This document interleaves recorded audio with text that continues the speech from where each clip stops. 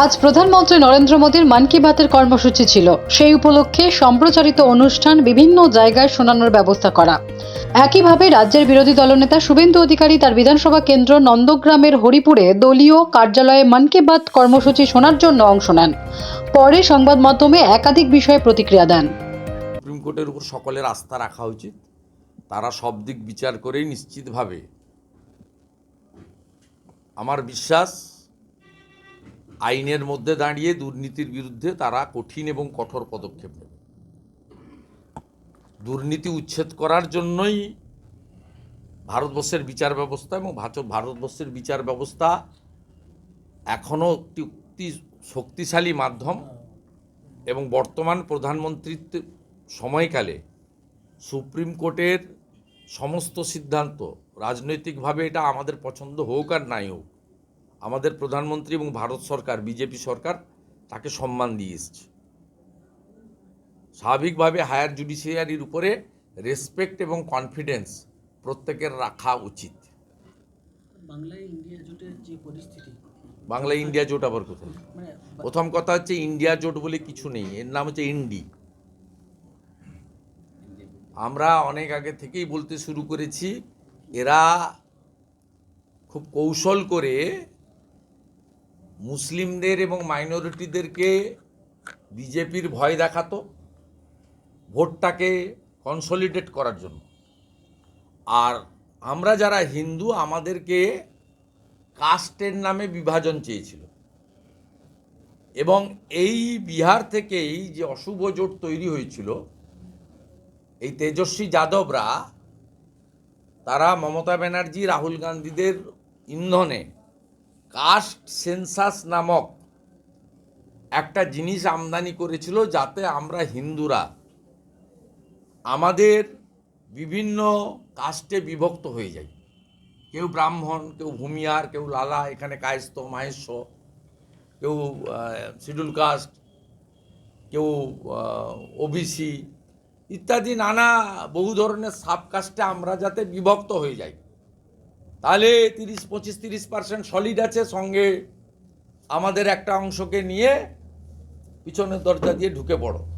তাহলে পরিবারবাদ, তোষণ আর দুর্নীতি কন্টিনিউ করো।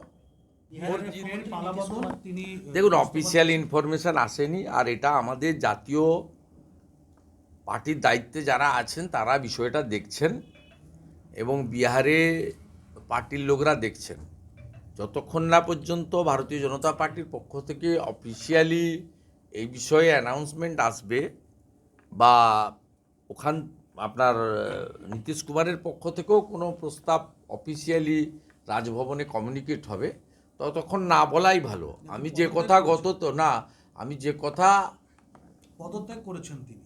আচ্ছা, না, যে কথাটা আমি বারে বারে বলছি, যে কোনো সুস্থ মাথার মানুষ তারা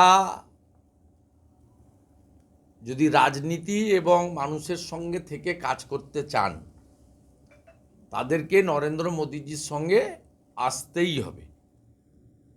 কেউ দুদিন আগে এসেছেন, কেউ গতকাল এসেছেন, কেউ আজ এসেছেন, কেউ কাউকে আগামীকাল আসতে হবে। তো স্বাভাবিকভাবে এটাই ভবিতব্য ছিল। তা এই ভবিতব্যের পথে হাঁটছে যারা ইন্ডি জোটের হয়ে গলা পাঠাচ্ছিলেন, দেখে নেব এবারে তাদেরকে এগুলো প্রশ্ন করুন। আপনাদের তো মুখপত্র অনেক আছে, তারা সারাদিন শুধু বাইট দেন, তারা কোথায় বাংলার মেয়ে প্রধানমন্ত্রী হবেন? এই অফিসিয়ালি এলে আমি ওই নবান্নতে নীতিশ কুমার, তেজস্বী যাদব আর পশ্চিমবাংলার ঠগি পিসি, এই তিনজনের প্রেস কনফারেন্সটা আরেকবার ছাড়বো, রেডি করে রেখেছি। বিরতির পর আজকে বাংলা ফের ন্যায় যাত্রা করছেন রাহুল গান্ধী। দুপুরবেলায় তারা শুরু হবে, 24 ঘন্টার মধ্যে দ্বিতীয়বার তার ফ্লেক্স ছেঁড়া হলো। আপনার এবিপি আনন্দ রাহুল গান্ধীকে নিয়ে বেশি ইন্টারেস্ট, আমার কোনো ইন্টারেস্ট নেই। গত 4 দিন ধরেই একই প্রশ্ন করে যাচ্ছেন, রাহুল গান্ধী। কে হরিদাস পাল, একটা গান্ডু, বলছে স্টোভের উপর কয়লা দিয়ে সকালবেলা চা গরম তৈরি হয়। কদিন আগে বলেছে আসামে বলছে সকালে উঠে স্টোভের উপরে কয়লা দিয়ে তারপরে চা বানানো হয়। স্টোভের উপরে কয়লা দেওয়া হয় আমি তো কই দেখিও নি শুনিও নি। তাহলে যার এই সেন্স তাকে কাউন্ট কেন করেন? পশ্চিমবাংলায় তো অপ্রাসঙ্গিক পার্টি কোথাও আছে নাকি? অস্তিত্ব নেই। মুখ্যমন্ত্রী 5 দিনের সফরে 7 দিনের জন্য গেছেন উত্তরবঙ্গে, মুখ্যমন্ত্রী সফর করছেন। এই সফর তো গেছে কি করে ভোট চুরি করবে ট্রেনিং দেওয়ার জন্য। বিডিও, ওসি, আইসি সব নতুন পোস্টিং করেছে। তাদেরকে ভোট যেহেতু ঘোষণা হয়নি, নির্বাচন বিধি নেই, তাদেরকে সার্কিট হাউসে, প্রশাসনিক ভবনে সব ক্লোজ ডোর মিটিং করবে। মিটিংয়ে একরকম বলবে, প্রেসকে রেখে প্রেসকে সরিয়ে দিয়ে আড়ালে যাবে। যেমন এখানে যেদিন এসছিল, এখানে এই বাজকুলে আমাদের নন্দীগ্রাম 1 আর 2 বিডিওকে ডেকে গ্রিন রুমে জিজ্ঞেস করছিল যে শুভেন্দু অধিকারী তোমাদের ফোন করে? তা আমি তো এদের ফোন করি না, আমার ফোন করার প্রয়োজনও দেওয়া হয় না। এরা বলেছে বিডিওরা না, আমরা ফোন করে না। না ওনার কথা শোনো নাকি তোমরা? বলছে না, ফোন করে, বলে না তো শুনবো কী করে?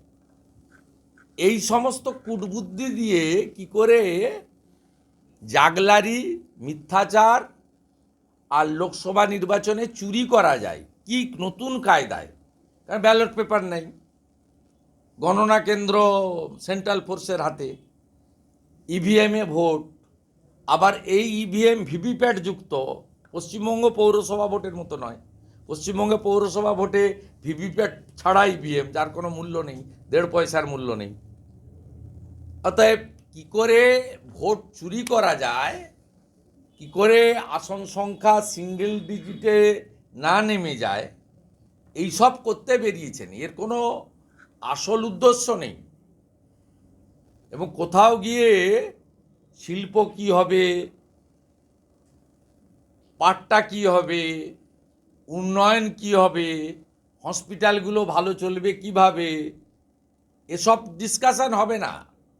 চাকরি হবে কি না, চাকরি পাবে কি না লোক, বেকাররা যাবে কোথায়, স্কুলের পরিকাঠামো উন্নয়ন হবে কি না, সেচের ব্যবস্থা ঠিক হবে কি না, 1 ফসলি জমিকে 2 ফসলি 3 ফসলি করা যায় কি না, কৃষকদের সঠিক মূল্যে তার উৎপাদিত ফসলের মূল্য দেওয়া হবে কি না, এসব ডিসকাশনের জন্য উনি যাচ্ছেন না।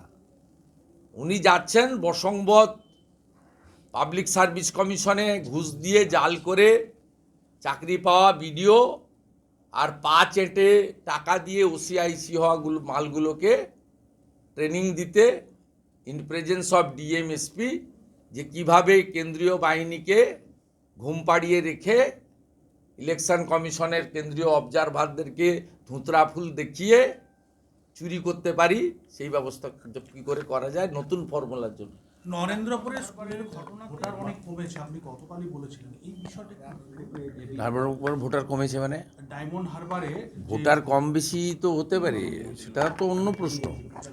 ভারতীয় জনতা পার্টির মণ্ডল প্রেসিডেন্ট, জেলা কমিটির সহসভাপতি, কত উদাহরণ দেবো আপনাদের, তাদের নাম ভোটার লিস্টে নেই।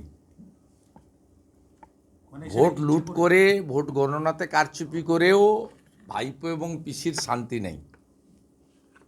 ভোটার লিস্ট থেকে বাদ দিয়ে দিচ্ছে। এত বড় মানে উদ্ধত্ত এবং সীমাহীন অহংকারের বহিঃপ্রকাশ। এবং যারা যে সমস্ত বিডিও আর ডিএমরা এই ধরনের অপকর্ম করছেন, তাদের পরিণতিটা তো কেষ্টমণ্ডল এবং জ্যোতিপ্রিয় মল্লিকের থেকেও খারাপ হবে। Bureau report, D Bangla news.